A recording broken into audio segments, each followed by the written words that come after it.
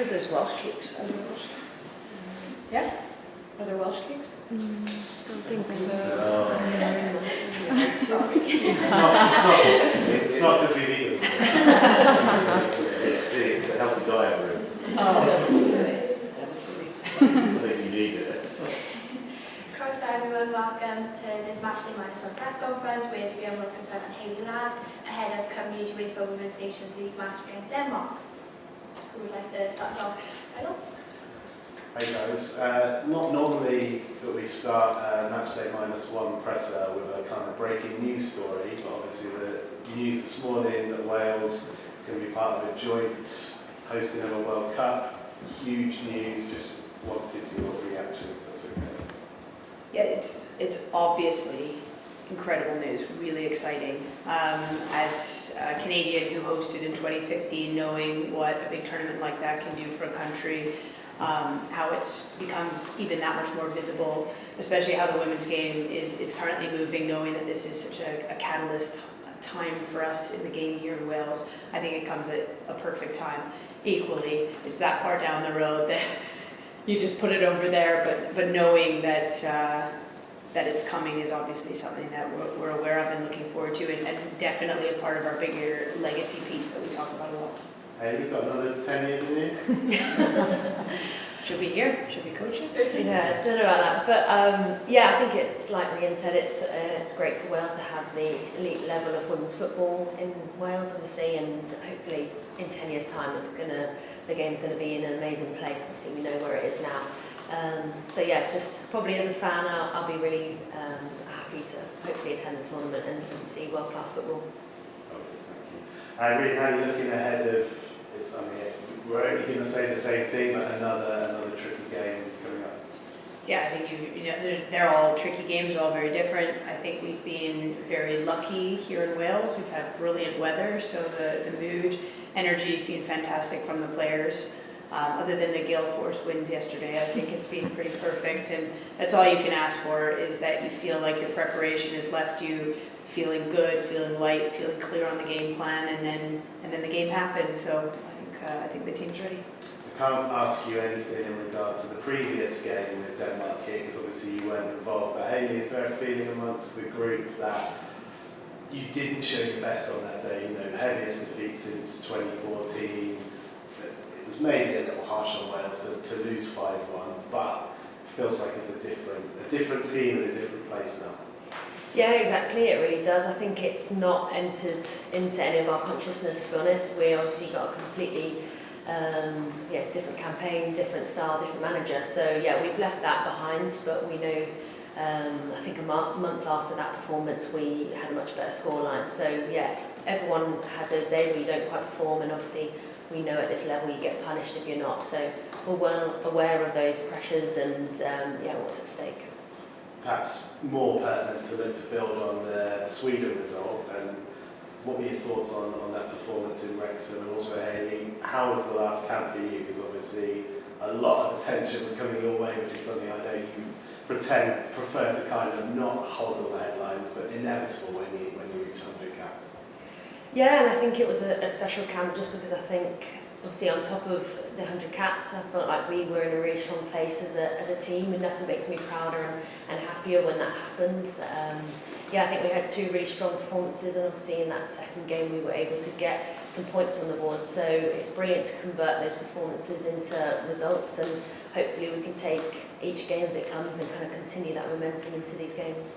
What are you looking for, Rhian, as a coach from tomorrow night? I think the word is always going to be consistency. So on their day, this team can be anyone. I truly believe that. There's always some luck involved in football, but you also you make your luck. And I think the team's been putting themselves in positions where we lose 1-0 to Italy and we're frustrated, and we tie Sweden and we think we could have won. And now we go again. And so I'm obviously proud of two strong performances, but equally, I think the real measure of a strong team is how do you go back to back to back and continuously put out strong performances, and this is just the next test of that.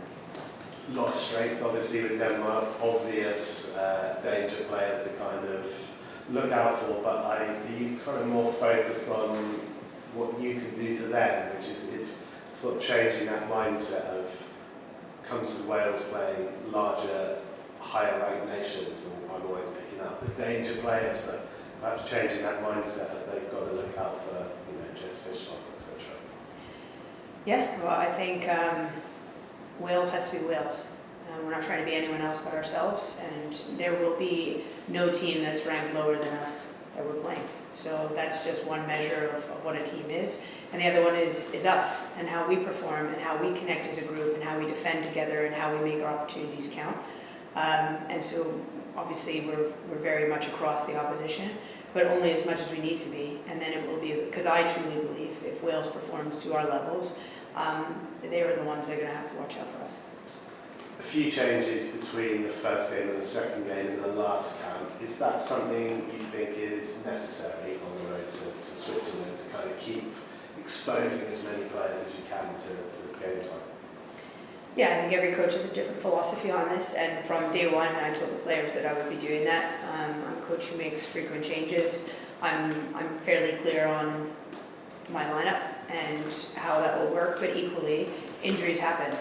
All the way up to the Euros and into the Euros, injuries will happen because it's a contact sport. So if I do not give my players opportunities to go out and prove what they can deliver for me, why am I bringing them?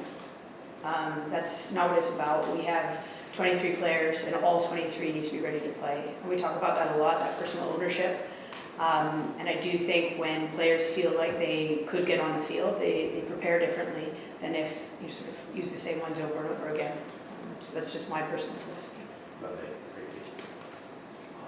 Can I just quickly come back to Michael's first question there about the World Cup, and maybe just elicit a slightly different answer in terms of, we've spoken about the journey that the entire girls and women's game is on. And I take your point about it being 9-10 years away, but the journey doesn't stop with what you achieved with the Euros as well. Can you maybe put into context of what this could mean for the game, and where what I think Hayley alluded to, where you hope the game will be in 10 years' time, is that nobody in this room is surprised by putting in a bid, and there's no shock at doing it, and it's happening. So maybe sort of put into context that the UK will be, barring a miracle that goes wrong, will be hosting the 2035 World Cup.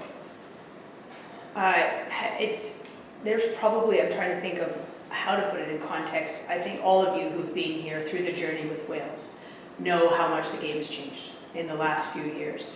I think it's been a combined effort between the women continuously showing up for their country, constantly delivering at the highest possible standard, and the media as well, understanding that these women deserve to play in the stadiums, they deserve to be treated like the professionals they are. So this has been a huge movement.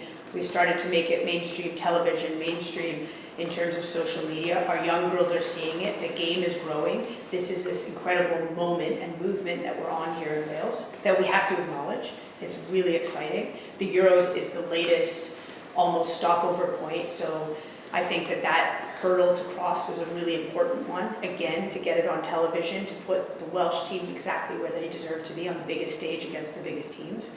And then you think, what's after that?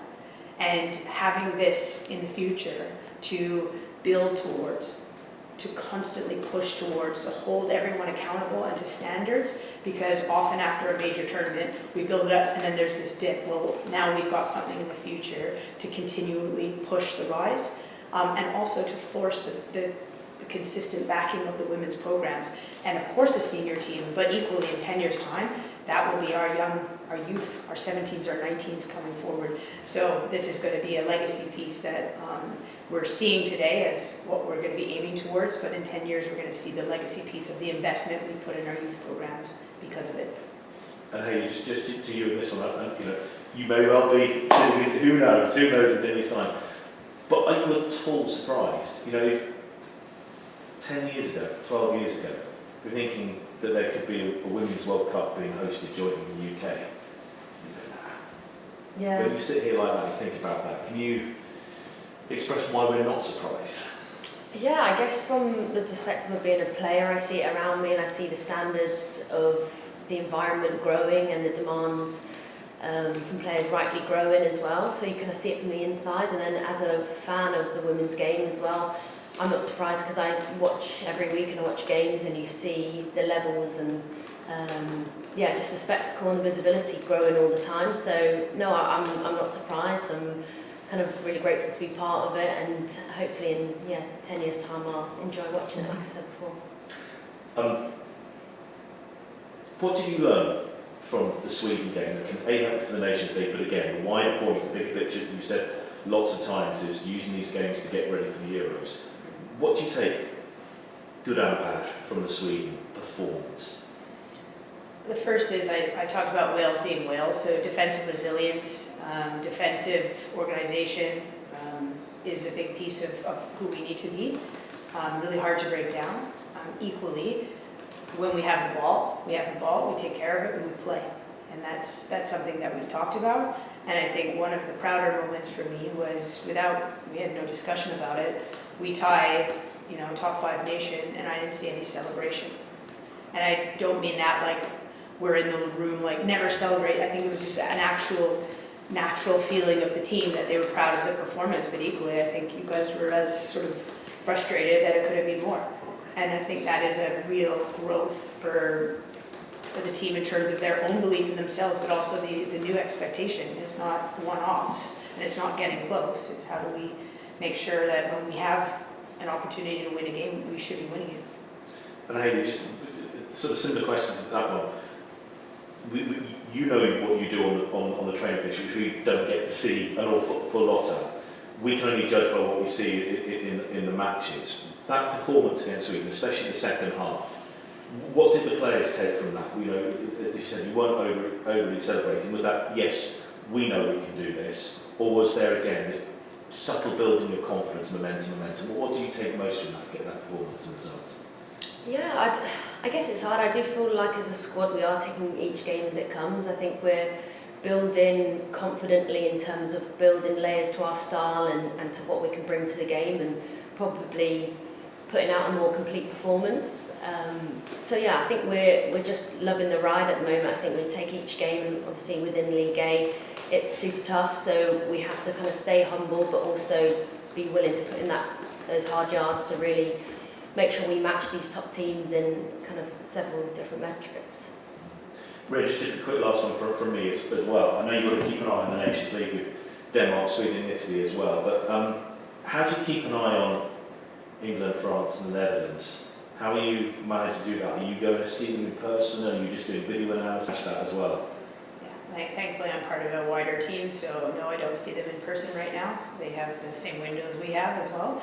But we've worked backwards. We know who our opposition are, we know their tendencies, we know their variations, and in terms of that we've got our planning through League A, which we use to compete in League A as our focus, but equally knowing that these are all games that will prepare us for the Euros. And we've talked about that, all of us, from the beginning, and that's something that I'm very clear on, that our first goal is to make sure that this team is prepared as possible for the Euros and using the League A opportunity for that.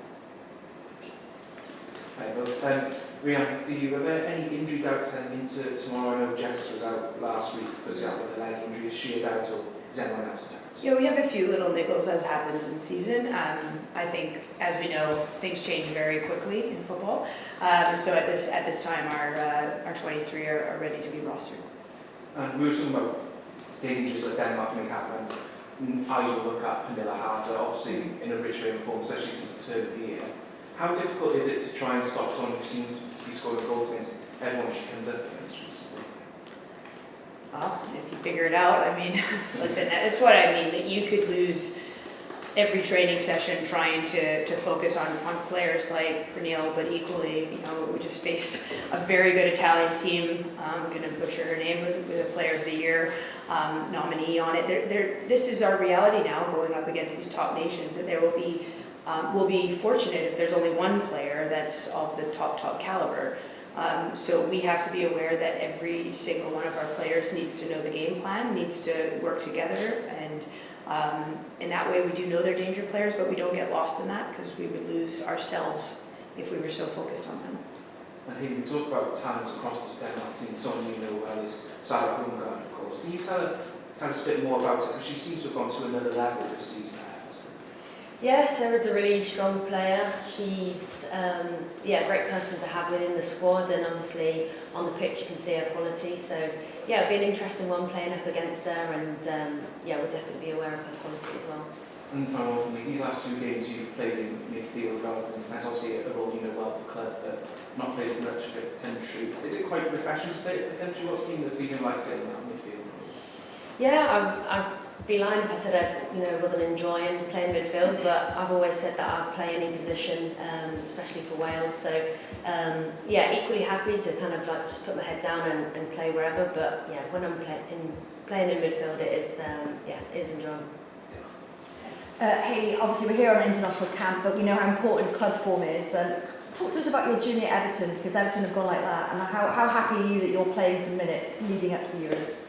Yeah, so obviously made the switch in January to join Everton. It's a really exciting time to be at the club. If I'm honest, I think we made 6 signings in Jan. So yeah, just as a team, there was the challenge of getting everyone together and getting that cohesiveness, obviously, which is a challenge when you have big sort of turnover like that. But I think credit to the backing from the new owners, from Brian and the staff, and the commitment from the girls. We really have focused on getting those points and just focusing on getting that form as positive as it can be.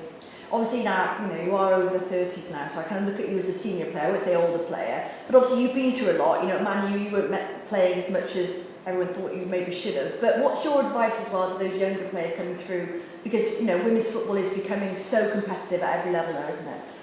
Yeah, it's a completely different landscape almost as each season passes. So yeah, if I can offer any advice, then obviously I would do. And you've got players like Liv, who have obviously been hugely courageous in trying to find different clubs and find the right challenge for her. So I think, I've done something no different to anybody else. So in terms of that, I'm kind of really enjoying the new challenge, and it's something that hopefully will help my Welsh form as well.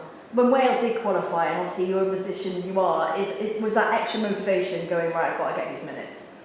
Yeah, exactly. I mean, I think I was already in that mindset anyway, to be honest. But yeah, that added motivation of knowing that we were going to Euros and wanted to be in the best condition possible. And fortunately for myself, Everton posed the perfect opportunity for me to get in sort of peak condition for that. Last question from me, obviously over 100 caps now.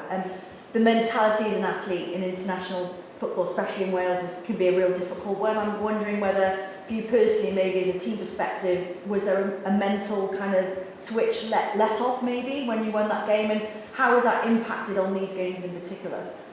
Yeah, without a doubt. I think there was a huge ceiling broken through. I think everyone felt it. I think there was maybe a bit of a weight over us the last 3 or 4 campaigns. We were desperate to break through that ceiling and really sort of prove to ourselves that we can be that top team. And I think people also felt the pressure to set the future Welsh players up with the best possible opportunities as well. So sometimes that pressure is good for us as players, but sometimes I think it also is sometimes quite weighty. But I think we harnessed all that experience, all that pressure, and produced obviously great performances over those 2 legs to hopefully get us to the Euros and hopefully much more in the future as well. Thanks. So you emphasise in Wrexham about squad rotation and like squad development. Can we expect you to put out your strongest starting 11 tomorrow, or will there be a bit of rotation compared to who you played versus Sweden? Yeah, I think I've been quite consistent in not just this campaign, but equally last year, in making sure that I'm giving minutes to the squad as an entirety, and I'm usually working on one thing or another. Players don't know about it, the staff's got our own planning, but I would expect some squad rotation always from me. And then, so this year's Nation League's campaign has seen a step up in competitors. How do you believe that this will help you during the summer when you're playing teams like England, France and the Netherlands? Yeah, so the three opposition we have in League A are of a very strong level. We knew that coming in. There's a big jump from B to A, and I think from our end, what it does is we get punished anytime we make an error. Anytime we miss hitting the frame, we miss opportunity to score, we might not get another one. Well, in League B, you do occasionally have a second chance, and that's the kind of step up that I think we learn the most from. Like, you don't mark your player for 1 second. They're in on net in League A. If you miss that shot on target, you might not get another one. And this is who we want to be. It's a big piece of probably step for an average team to a great team, is making sure that those momentary blips throughout that 90 are minimized, if not completely taken out of the game. And then Hayley, obviously Denmark are a great attacking team with you being a defender. Have you sort of looked at their previous games to work out who you need to basically mark? Yeah, as Rhian said, we do obviously our homework and our analysis through the week. It's a focus, but it's not the only focus. So again, with each game, we want to grow in terms of what we can bring to the game. So we're always aware of the threats that our opposition pose, but it won't alter the way that we approach the game and the way we want to represent ourselves. Thank you. Just following up on that question, Rhian, just wondering, on the back of two very good performances in the last camp and a highly credible draw against Sweden, how important you would see maybe a statement win in this group to give you maybe an extra shot of belief maybe into the Euros? Any points we pick up in League A are going to just continue to push us forward as a team. Like, absolutely, we're looking for 3 points. That will be our mentality going into every game, just to be clear. Like, why not go for it? I don't think we learn as a team if we try and minimize and we sit back and we wait for these League A teams to come at us. So 3 points is always the ambition. Stepping out on that field and being courageous enough to play, to do what we do, is the main goal. And that's what I mean about using these League A games to move us forward. The Welsh public are not looking for us to show up at the Euros and just be one of the numbers. They're looking for us to compete, and we've got to train that mentality and that competition in us, and every single game that we've got is a moment to train that. Thank you. Hi, though. You talked about the consistency of performances, consistency of results, but then also, that you like tinkering with the squad. I mean, is that a difficult balance to strike? Does one have to give eventually? Yeah, by the Euros, you stop tinkering, but until you get there, that's my personal philosophy as a coach, and I do find it funny. Like, if you're a top coach and you never change, then that is betting down their partnerships. And then if you're a coach that does it, there's no right or wrong. There's just your own philosophy, and as a coach, you just gotta be clear on what you're trying to achieve. I was a player. That's not always helpful, but I would say that players need to feel like they are going to get an opportunity to be fully bought into the process. They love representing Wales. It is such a pride and privilege for them. I know that. I can feel it from them. And so it's my duty to make sure they all feel like they will get those opportunities. If I'm inviting them in, then they should feel like they might get on the field.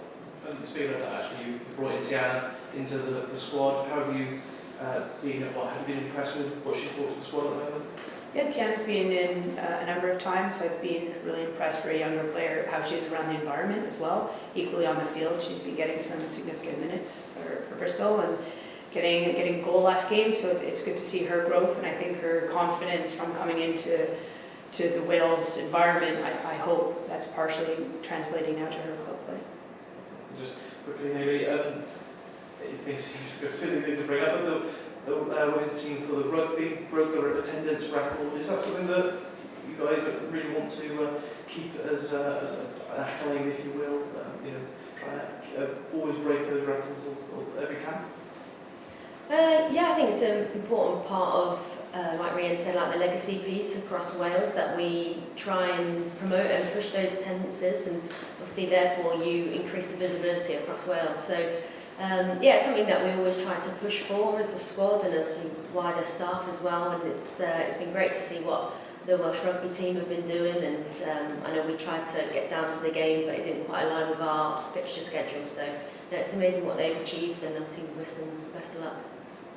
Can I add to that? So I was there. Yeah. So great. I think that is something that it's almost like built up to be us versus them. I think women's sport in Wales are supporting each other. I saw a lot of posters and things for our game there. Equally, I would anyone who's a passionate sports fan for Wales should, they're going to be at these events. And for us, we focus on delivering the product. There's great people in our environment that are constantly trying to push our games and make sure there's people at the stadiums. I talk about the privilege of getting to see some of these players live that I think people will regret if they don't get out there. But I don't think it's a head-to-head competition with rugby. I thought it was phenomenal, that crowd that came out for them and hearing that anthem. So hopefully we have the same, but equally congratulations to them.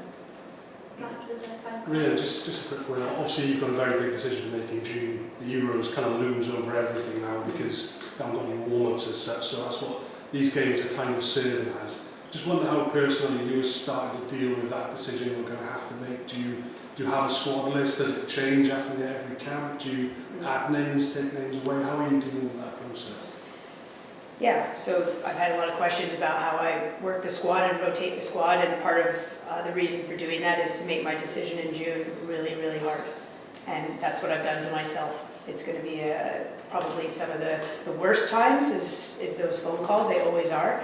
I've got a very slim number of players who I'm already sure will be coming with us to the Euros, and there's a much bigger sort of block of players, and they know that they're in there. They just need to do what they do and not try and do extra, but they know that they're sort of earning their spot. Because it shouldn't be a given. It really should never be a given. But I'm not looking forward to it, and it is the worst part of my job. Yeah, just a follow-up, Hayley, as a player, coming into camp now, do you sense that? Do you sense when you come in, your performances will be judged, and we know the decision that Rhian's going to have to make in a couple of months' time. As players, are you conscious of that when you come into camp now?